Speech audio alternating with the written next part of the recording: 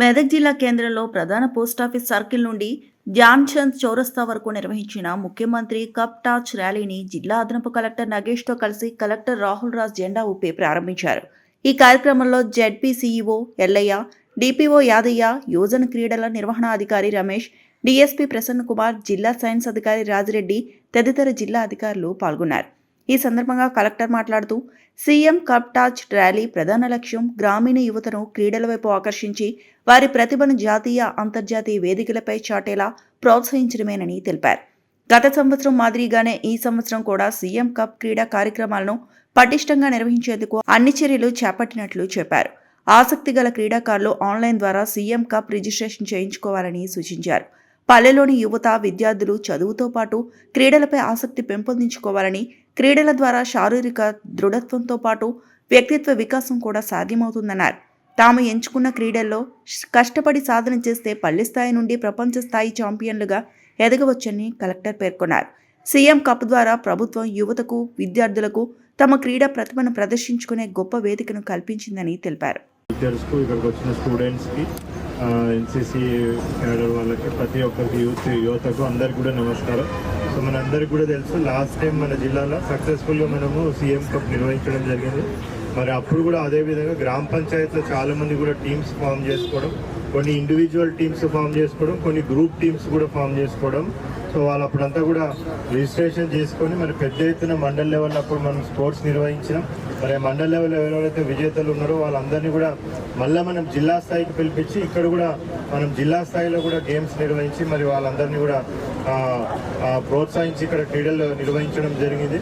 మరి ఇక్కడ ఎవరైతే మంచి ప్రతిభ కనపరిచినారో వాళ్ళందరినీ కూడా మనము స్టేట్ లెవెల్కి కూడా పంపించి అక్కడ కూడా మన మెదక్ జిల్లా క్రీడాకారులందరూ కూడా మంచి ప్రతిభ కనపరిచి అక్కడ స్టేట్ లెవెల్లో కూడా అవార్డ్స్, వాళ్ళ ప్రైజెస్ అందరూ కూడా వాళ్ళు తెచ్చుకోవడం జరిగింది. మరి దాంట్లో భాగంగా కూడా ఈ ఇయర్ మనము సేమ్ అదే సీఎం కప్ మళ్ళీ సేమ్ అదే ప్రొసీజర్తో మనము నిర్వహించడం జరుగుతూ ఉంది. మరి ఎవరెవరైతే మెదక్ జిల్లాల క్రీడాకారులు ఎవరైతే ఎంతూజియాస్టిక్ పర్సన్స్ ఉన్నారో, ఇంట్రెస్టెడ్ ఉన్నారో, మరి వాళ్ళందరూ కూడా ఈసారి మనం ఆన్లైన్ రిజిస్ట్రేషన్ ద్వారా చేయడం అనేది కూడా జరుగుతూ ఉంది. మరి వాళ్ళందరూ కూడా ఆన్లైన్లో రిజిస్ట్రేషన్ చేసుకున్నట్టయితే ఆల్రెడీ పంచాయత్ సెక్రటరీస్కి మొత్తం ఇన్ఫర్మేషన్ కూడా వాళ్ళ విలేజ్ గ్రూప్స్లలో కూడా పెట్టమని చెప్పడం జరిగింది. సో వాళ్ళు ఆన్లైన్లో రిజిస్ట్రేషన్ చేసుకున్నట్టయితే 17th నుంచి మనము ఈ స్పోర్ట్స్ అనేది కూడా మన జిల్లా వ్యాప్తంగా కూడా స్టార్ట్ కావడం జరుగుతుంది. మరి అది ఆల్మోస్ట్ 28th వరకు కూడా మన మండల్ లెవెల్లో, అదేవిధంగా డివిజనల్ లెవెల్లో ఇక్కడ మళ్ళీ జిల్లా స్థాయిలో మొత్తం అంతా కూడా ఫిల్టర్ చేసి ఎవరెవరైతే ప్రతిభ కనపరిచిన వాళ్ళందరినీ గుర్తించి మళ్ళీ తర్వాత మనము తదుపరి రాష్ట్ర స్థాయి పోటీలకు కూడా ఇక్కడ ఫస్ట్ వచ్చిన వాళ్ళందరినీ కూడా ఎవరెవరైతే ప్రతిభ కనబరుస్తారో వాళ్ళని పంపించడం జరుగుతుంది.